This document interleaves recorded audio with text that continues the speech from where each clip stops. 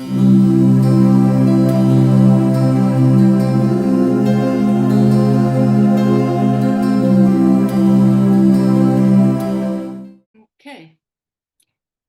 Well, Leon, here we are again, episode 8, and Yes. that brings us to the close of our perspective on another self. So, yes, how do you feel today?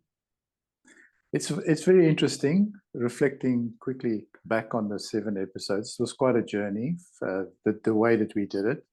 And yes, we called it Another Perspective on Another Self, which is a playful way to bring our own individual perspectives into it. What was really interesting for me is that we didn't really rehearse this. We just did it spontaneously. And somehow the synchronicity or the synchro way of putting it together worked well for me, if I look back. Yeah, so we've had an enjoyable journey, and we're hoping that people who are looking at this are also having an enjoyable journey with it. Yes. So the idea of this journey is to maybe give a little bit of a different light on another self, because the movie is very, very busy, and we are looking at it from our point of view, doing family and systemic constellations. So it is really just you and I having a chat and giving another perspective. Exactly. Yeah, and I think what could be helpful, if we so feel at the end of this, or maybe another recording, is just to highlight the stuff that we think is valuable to highlight in terms of learning, in terms of using this kind of format as a learning device. We can do that. We can also have a quick summary at the end of this episode. So let's see how this episode commentary goes.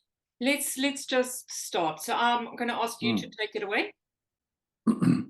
Right. So for me, the highlights of this episode today is Ada's turnaround, the way that she comes to insight about the work of someone right at the end, and that she actually has the thought that maybe they can work together. For me, that's kind of the highlights, because it's like the whole 8 episodes have been building up to that, as we call in Greek, the metanoia, the turnaround of Ada's perception.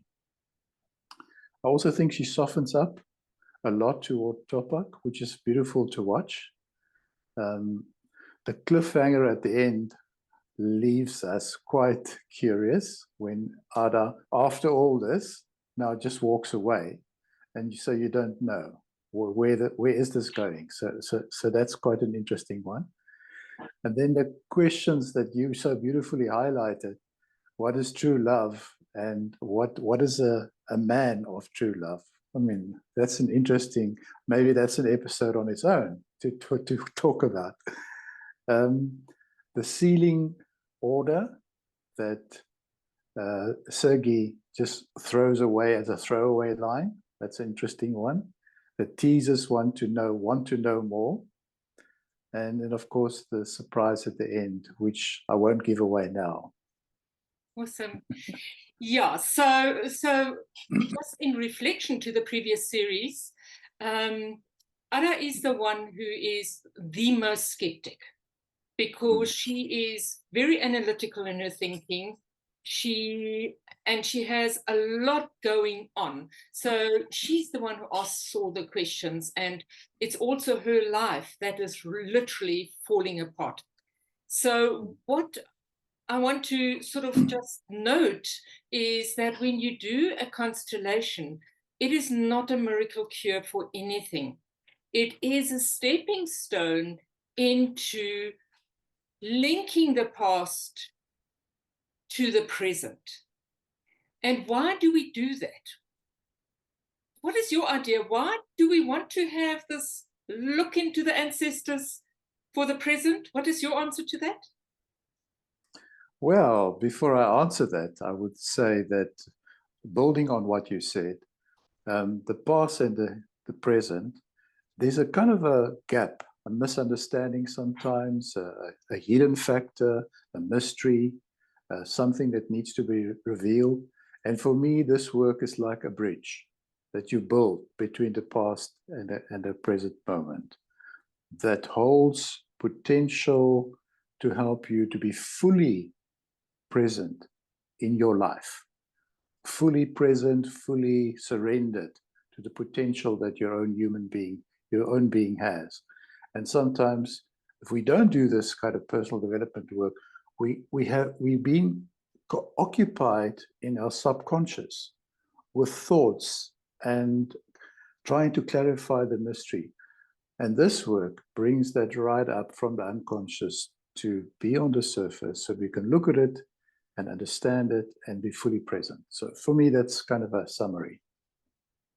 Awesome. And also saying, so the way I like to look at it is the past is the present, because everything in the past is what we hold in the present, and we're not always aware of it. So there is this, we want to get away from the past, we only want to move into the future, but the unfortunate part is that whatever is in the past, we do carry into the future. So really it is, if you want to really have a new future, you've got to be in the present. It doesn't mean that your life miraculous comes together. It does mean that you have new stepping stones. It does mean that you have a new way of looking at life. And you have new choices, because those entrapments of the past, we can let it go. And when we let go of the entrapments of the past, we have more choice to the future. So I think that is really what it's about. It's having a new choice for the future without the entanglements and entrapments of the past. And I think that is really what we see here in this series is the lives aren't beautifully coming together. In fact, a lot of stuff is coming up. We have a lot of heartache coming up. And that is part of personal growth. So thank you for using that word. This is a path to personal growth in a very good way, with spiritual wisdom and understanding who am I in this world when I can be truly me.